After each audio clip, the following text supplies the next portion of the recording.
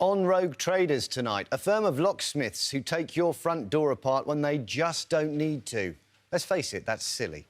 Locks are the key for one dodgy business who know that if you want to get at someone's cash, just follow the drill.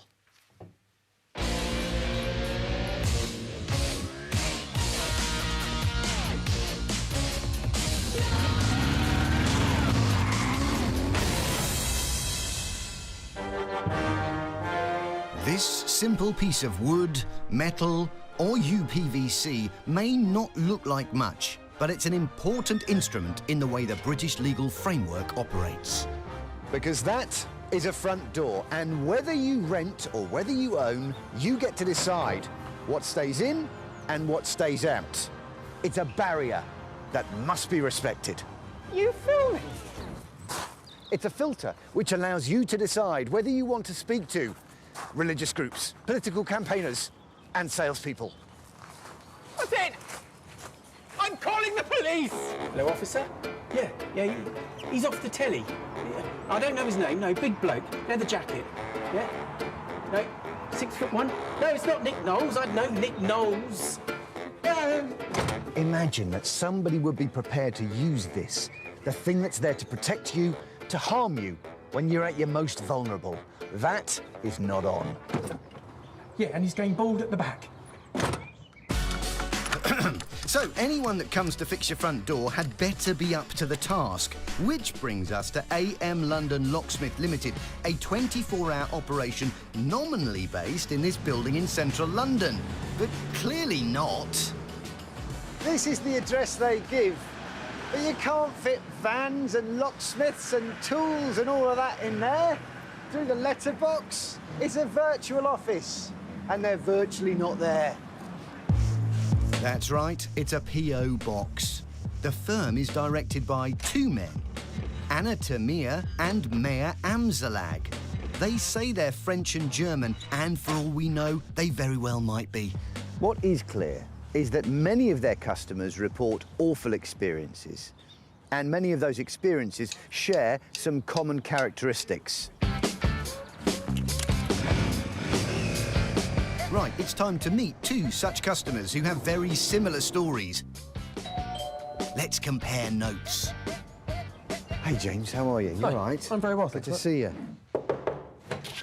Hey, Dan, how are you? Matt, hi, good to see you. Good to see you. Why was it you needed a locksmith, James? We were going out in the afternoon to a barbecue with friends, went to try and secure the lock and close it, and the key would not move. Come out the flat, I've heard that fateful click behind me, left my keys behind. Did a quick Google search and tried to find a local locksmith, dialed the number, spoke to a lady who said, good news, we have someone out in an hour. It says clearly on the advert, £59, so I stressed that on the phone. Look, it's £59. The locksmith's on the way. So what happened when he turned up? He's turned up in his own car, it appears. No branding, no logo, no uniform, and he's done the whole, oh, this is one of the most difficult ones to do. This is going to be a tough old job. A guy, I can't remember what his name, I think it was Peter, has a look at the lock, plays around with it, figures out within a minute or two that the key's not going to go anywhere, and then immediately goes out of the car, gets a drill, comes back and just kind of drills the lock out straight away. No delicate instruments, no fine techniques, nothing like that? None of that, it's literally straight, it's almost like a sledgehammer to crack a nut. He's drilling away, he's hammering, he's chiseling, so it's at this point he's decided to tell me it's going to be £600. What? Yeah. Eventually presents me with an invoice about £550 for like no more than half an hour's work. Whoa, did you have any idea how much it was going to cost beforehand? Not at all. I'm worried at this point because I don't trust him. He knows where I live, he knows my door's open. And that's the thing about locksmiths, it's not like other traders. They know where you live and how to get into your home. You need to be able to trust your locksmith, and clearly AM locksmiths are not making the cut. You want to know what a real locksmith looks like? Join me as we go through the keyhole.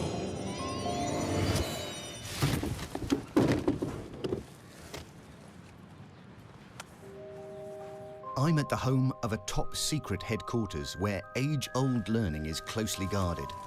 It's the Master Locksmiths Association, or MLA to those in the know. Huh. OK, it's an industrial estate in Rugby, and it's not that secret.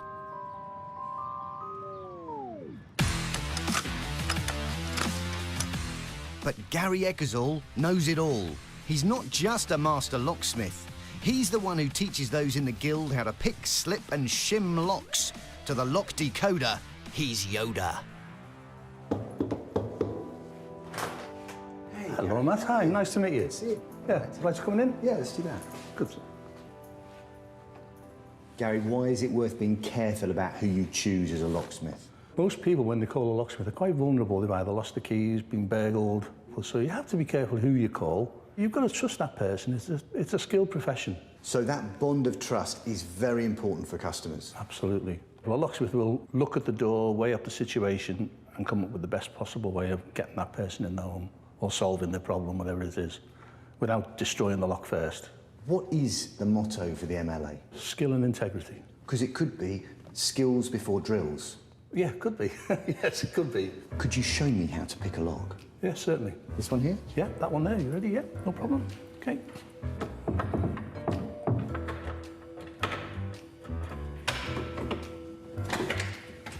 Wow, that is incredible.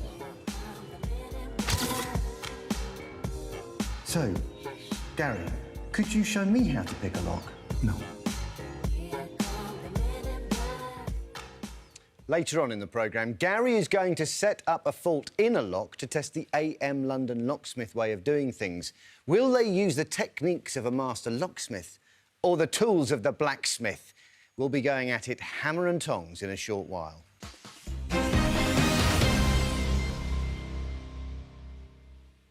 But first, we're checking out the front door eyesore AM London Locksmith Limited. They're virtually based in central London, but actually based somewhere else entirely. They have a habit of using cordless battery-powered tools. So we're about to go undercover to find out if we get fully charged. We're on the doorstep with our undercover team member, Tony. Why is he called Tony? Because he's Tony gone and snapped his key off in the lock.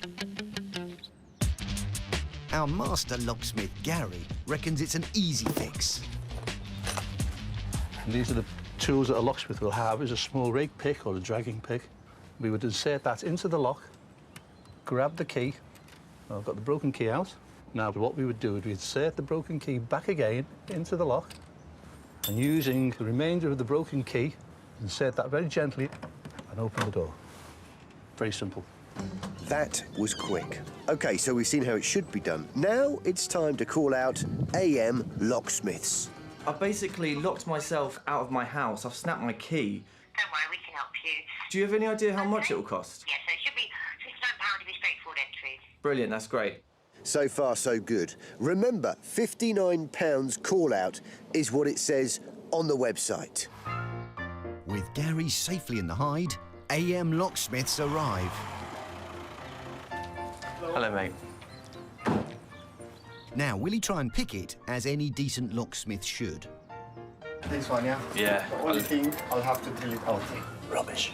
Absolute rubbish. The only solution now is to drill it out and replace it with a new one. OK, I can't do anything. that's the only option. Yes, the only option. That's the only option? Really? To drill, it will cost you £80 instead of 59 normal opening. OK, cool. Yeah, sure then, yeah. Yeah? Would you like same yell? I think so, yeah. Yeah, but it's a bit more expensive yell, that's why. Oh, OK, how much is it? This is 140. Wow. It's only about £10 to buy.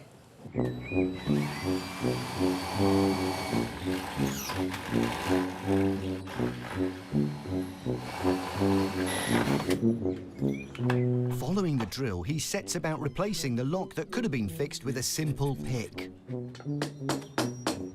It's a bit crude what he's doing. Oh, excellent. Thank you. Time for the final bill.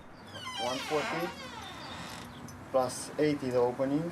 And plus I'll not charge you 60 the fitting, I'll charge you only 40. Plus 20 VAT.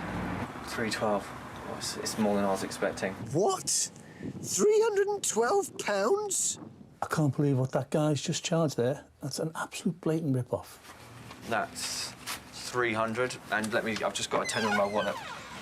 So, a crazy rip-off, says our man Gary. It seems like the AM way of doing things is alive and well. But what about the people behind the business? Yes, Anna Tamir and Mayor Amzalag.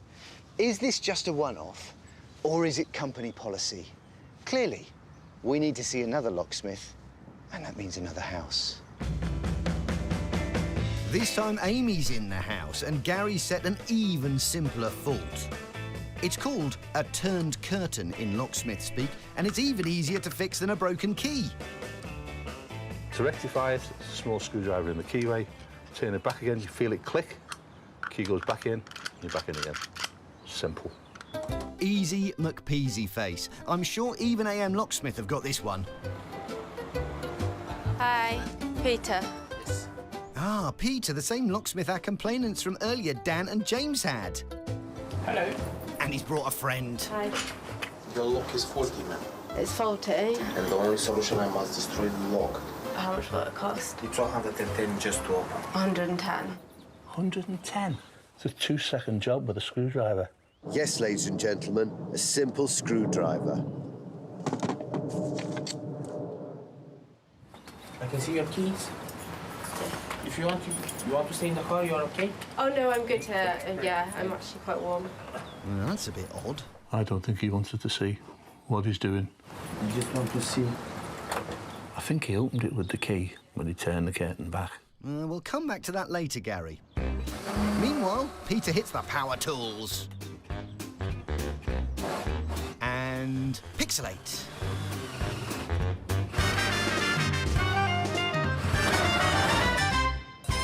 We're in!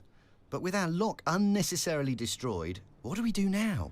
Can you put a new one on? Yeah, if you want. A basic lock, it's 69 pounds. Medium one, it's 149 pounds. I might go for the cheapest one, I think. It's up to you, ma'am, but I must tell you, I don't provide with warranty.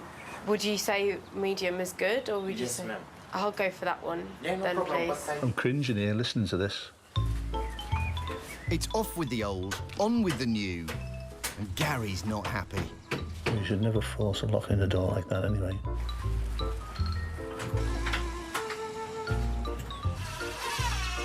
I hope he's not going to wreck the frame. This is a terrible job. This is a really, really, really bad job. Not just that, Gazington.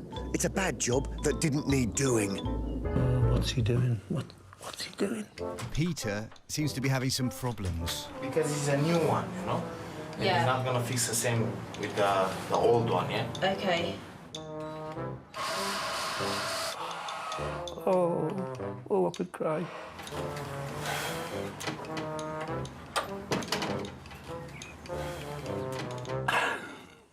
And the total is 279 plus the VAT Yeah. is 334. He put Dick Turpin to shame, this fella. 300. Thank you. Bye.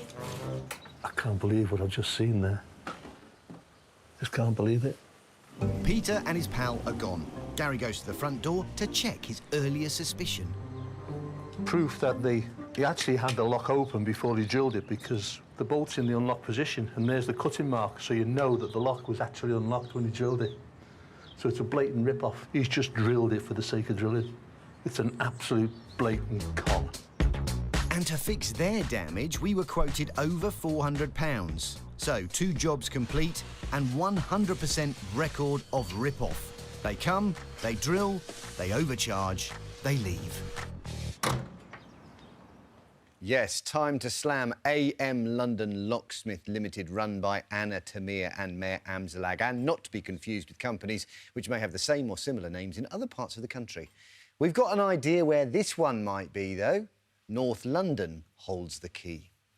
Talking of which, AM London Locksmith Limited are doing a bit of picking themselves. Well, they should be. They can get through doors like most of us could by destroying metal and wood with a drill to leave a hole where a professional locksmith would leave it intact. It's time to find out what's behind the door where their boss is hiding. AM London Locksmith. The only solution now is to drill it out and replace it with a new one.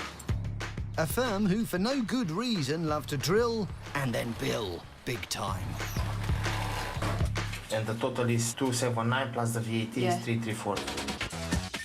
Directors Anna Tamir and Mayor Amzalag are the men behind the business. Their website says AM Locksmith is based in central London, but it's a PO box. We've spent weeks trying to track down their hard-to-find headquarters, but we kept picking.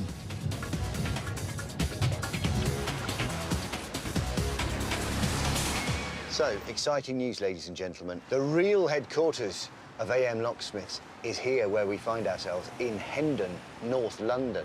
And we're going to wait and hope that Anna Tamir, or Anea Tamir, is going to come to work today so we can talk to him about the way his locksmiths operate and all the money he's making from it. So, we're off. It's electric doors. Mind yourselves. Very posh.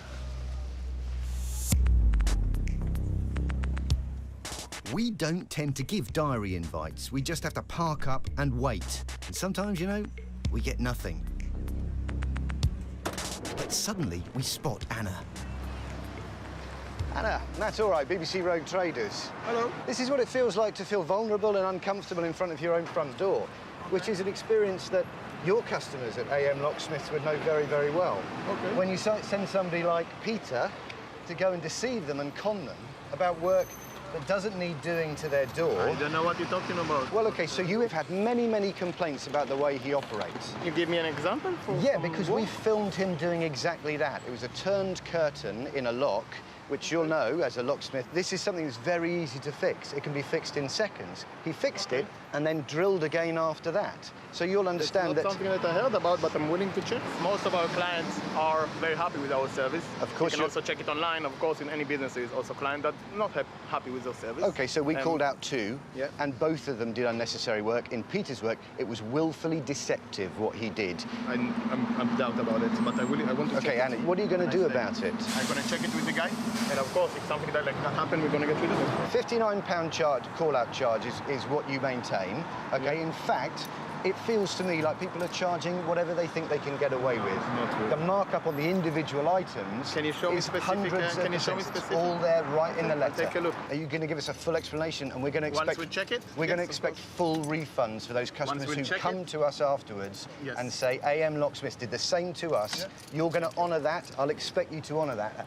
We'll check it. I will expect you to refund all of those people. We'll check, and of course, if clients something we did wrong. Can you tell me why it is you use this address and yet use a virtual address in Old Street to protect your identity here? We recently moved here. But you'll be putting this one, 399 Prospect House, on the website so that they can get in contact with you directly. We'd also like to speak to Mayor and talk to him about how he can sit there taking the profits of this kind of dishonest behaviour. If you can let him know that we'd like to talk to him about it as well as a director of the firm like yourself. As you understand, that's where the buck ultimately stops. No problem. Thank you. Thank you. Anna Tamir of AM, he's the A, we presume, of AM Locksmith. The M is Mayor Amzalag, and there you go. There was a door that was briefly open and then closed again. Not unlike what we saw with Peter. Well, since then, Anna Tamir has told us that as an up-and-coming company, he uses subcontractors to help meet demand. But he admits some are occasionally unscrupulous, and he's had to terminate his relationship with many of them, including, he says, the two they sent out to us. He says many customers have had exemplary service, and when mistakes have happened, they've been dealt with and money has been refunded, as happened with one of the cases we'd featured, who had a partial refund before our investigation began. He defends using a virtual address, saying many other companies do the same, and says his co-director, Mayor Amzalag, is not involved in the day-to-day running of the business and only handles the company's IT. Oh, and he wanted us to know that he's a big fan of the show, which is just a bit strange.